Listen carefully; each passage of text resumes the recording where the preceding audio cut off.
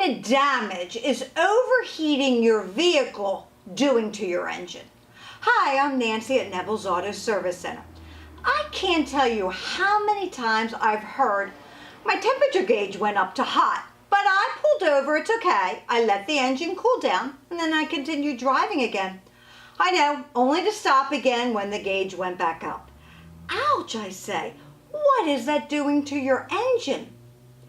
Take overheating of your engine seriously, as it can do serious and costly damage. With your engine running hot, it could crack or warp the head gasket or cylinder heads. Now, when the head gasket is cracked, your coolant may go everywhere and cause havoc on the engine. A cracked head gasket would need to be replaced.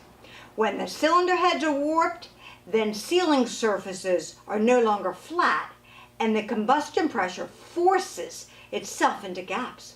Overheating the engine can cause pistons and cylinders to expand if they're made of aluminum. Now, if these symptoms, what they translate to you, expensive repairs.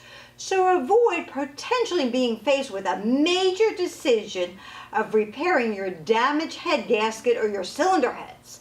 If you notice that temperature gauge going to hot, immediately stop your vehicle, of course in a safe area, and have that vehicle towed to your car care specialist.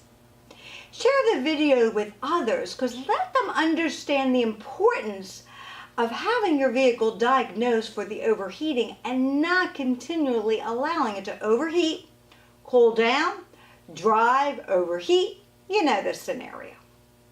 Like us on Facebook, and if you have a comment about an incident that happened to you, and tell us how smart you were to pull over in a safe area and have it towed and not do that scenario I talked about, let us know. And next time you come in, mention Kneble with a K and get 10% off of your labor.